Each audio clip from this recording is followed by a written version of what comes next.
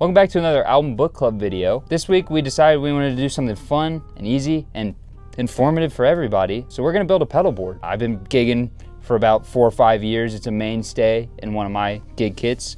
You is not a guitar player, even have one built. So we're gonna teach you how to do it kind of properly and slightly affordably. And maybe you'll walk away with something or call me a moron. Let's get right into the gear. So, not sponsored. This is a Gator The Bone small pedal board. It's made out of plastic with a carpeted top so that you can Velcro straight down to it. I think I picked this one up on sale for around 60, 70 bucks. They still make this thing?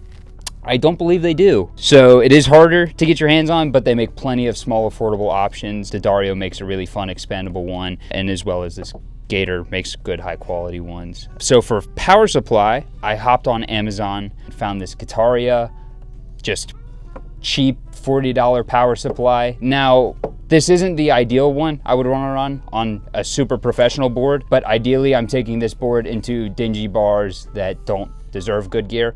So if this gets stolen, I'm not that upset. You do need to be careful. This one does not run individual power out of each one, so I had to make sure that the amperage on it could hold what I was putting on the board, which is why I'm only running about 5 pedals today. Yeah, we're gonna be careful about what we plug in where to make sure we don't get crosstalk between them too, because we're using mostly analog stuff today. The other thing I'll go ahead and mention, there's probably not enough Velcro or any Velcro on most of these. We know that, we're working on it. Yeah, Velcro, I really thought I had some spare because I do have a second board already built, and unfortunately all of the spare wound up on that board attached to none of the pedals. I can see it sitting on there. So we'll get right into the first pedal that we're gonna be running on this pedal board specifically, which is our D'Addario tuner pedal. I prefer the D'Addario to the Boss one. It's slightly cheaper and it's a lot brighter. The only thing I've ever had a problem with is every once in a while it likes to glitch out, so you gotta turn it off and turn it right back on, and then it's completely fine.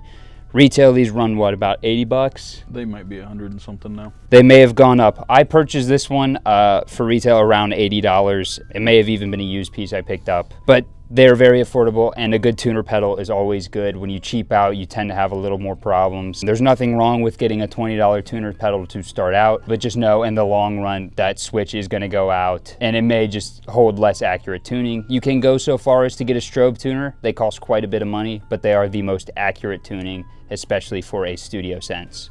You can definitely use a headstock tuner, but the big trick with these is not only are they more accurate, but they also mute your signal. So there's a lot of times on stage you want to be muted. It's a little easier to step on a button than roll your volume control all the way down. So that it is. We will get right into our next pedal, which is a wonderful fuzz pedal. This is the Foxy Tone Box. I picked this one up used not too long ago on a fairly good deal.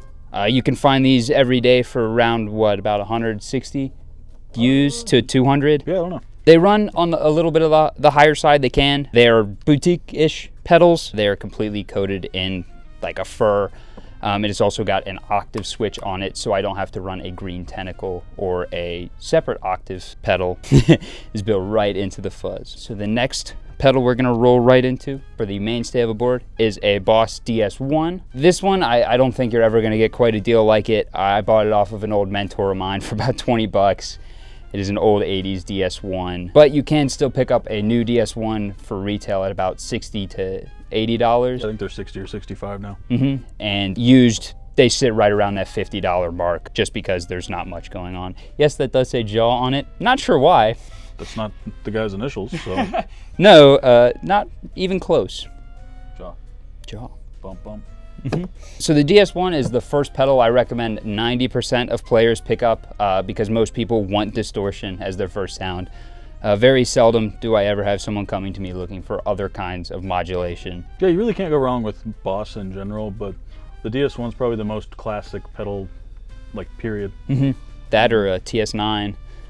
DS1's a lot more versatile, I think, because you can roll the gain down on here and get pretty close to what an overdrive will do, and they're considerably cheaper. You know, Tube Screamer's like 110 now, so. That is the downside of if you want to build this exact board. I've just happened to get some miraculous deals, but you can find a clone of pretty much all of these. Now, the tuner is the one thing I'll say, spend the money on. Everything else, you can go find an Amazon clone or an eBay clone that'll last you for exactly what I'm doing. I used to run a rack clone into a CE2 clone for about 2 years. And I don't know, because like these are already cheap enough that I'd say just go for the ease. That is true. I mean, this Foxy tone box is not that expensive. The DS1's very, very affordable, built like a rock. I mean, you can throw this at people. You're not going to hurt the pedal. I've spilled more beers on this than I've had full ones around it. So we will move right into our next and arguably most important pedal to make it sound good, which is our compressor. So I have the Philosopher's Tone Micro. I actually bought this from Carl not too long ago. Yes, it is a Harry Potter tone, but this one also has is it germanium? Yeah, it's got a germanium drive circuit in it. Other than that, it's pretty much like a Dynacomp, but it does have the blend knob, which I think is really important. Lets you put some dry back in. Dynacomps tend to get too chewy on their own. Another big thing about this, we're probably gonna put it here, but it may end up going before the DS1. It definitely can't go before the fuzz, so it's either gonna be like this or like this. It's easier to wire like this, so that's what we're gonna hope works. And then we will get into the last pedal, which is my Electro Harmonics Jesse clone, or small clone, that was painted by a friend named Jesse that I bought it from in a trade for a Dr. Pepper and a Jackson Dinky guitar. And did he paint it, or did he buy it painted? Actually, he might have got it painted, but I know since it was purchased, it was called the Jesse clone. I love the small clone. You may know it from Kurt Cobain. You may know the DS1 from him too. You may also know the DS1, yeah. So if you kind of can't figure out where this board is headed to as far as tone, I'm a little sorry there. Yeah, I think as far as a basic board goes, this is pretty much on the heavier side of the distortion for me. That's the sound I prefer. But this will get you through 99% of any gig that needs distortion. I mean, it's kind of goofy real estate-wise, but having a fuzz, a distortion, a comp, and a modulation, or a chorus is not a weird pedal board. Nah. I just have the weirdest versions of the pedals you could put on here. No, it's a very 80s board. That is true. You know, especially if you just had a Dynacomp and didn't have the fuzz, this would be like super 80s. This would be an Eric Clapton board if I did not have the fuzz. I think we're gonna run right next into how to actually run everything appropriately. So the big thing is you're gonna have to spend more money than you're probably wanting to on the tedious parts, which are patch cables and then power cords you're always gonna need a bajillion of. Most of the time, I prefer to run a daisy chain, like a One Spot. That's a great brand that I love to use. For this board, it didn't really warrant spending all the money to get a daisy chain because I had these spare cords lying around for it. Isolated power is always better on any of your, especially your older circuits like this Foxy Tone Box. We're gonna make sure this goes into its own input, because what you'll get is you'll get crosstalk between the different pedals, what they're drawing. And we may even try to do that here with the small clone. I don't know exactly how old it is, so it may run into some issues. The DS1's gonna be good, the Pictronics is gonna be good, but with a daisy chain, you do get power noise. So something that's isolated, even if you only have a couple isolated outputs, because it looks like we've got one chunk, two chunks, and then another 9-volt. These other two are not 9-volt, so we can't use them today, but that'll do most of what we need it to do. That is another big point that does need to be mentioned, which is the voltage going into your pedals, you need to pay attention to. If you try and run 18 volts into a 9-volt, you will be out of a pedal.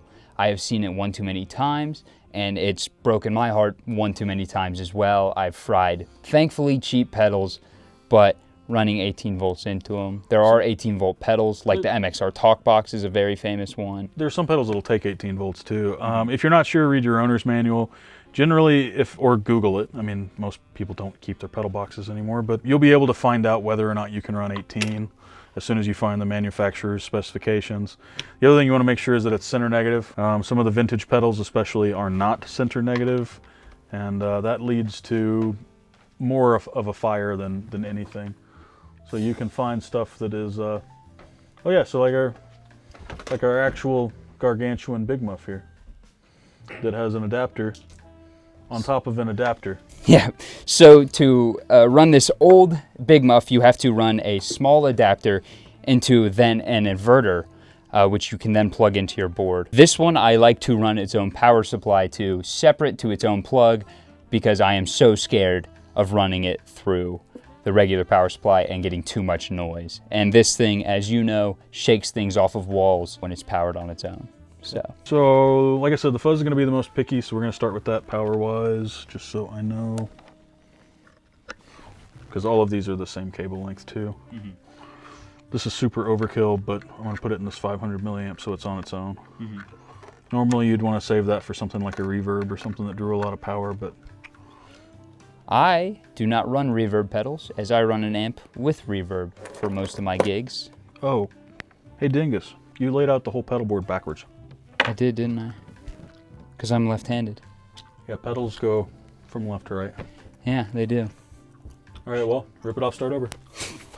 Cool. Unfucked the pedal board. Hey, neat fact, the Foxy Tone Box actually is backwards. So neat fact, this is the instrument in, this is the amp out, so. So one pedal was screwy, and that's dealable. Yep, yeah, we can figure that out. Assuming this is actually long enough.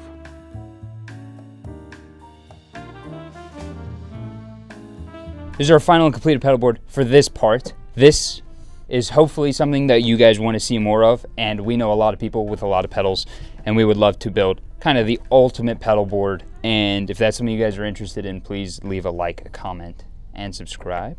All right, y'all. Cool, we're running.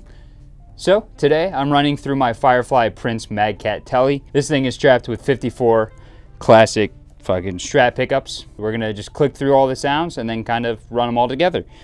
So firstly, we have our fuzz.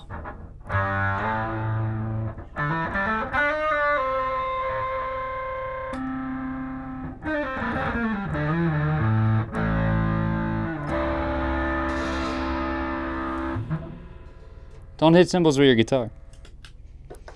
Then we got our DS1.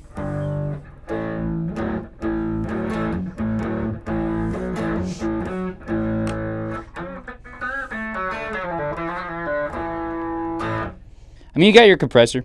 It's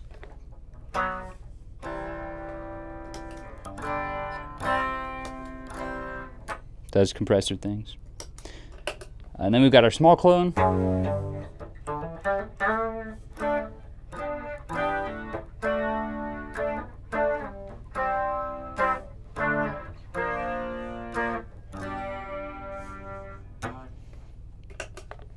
Now everything.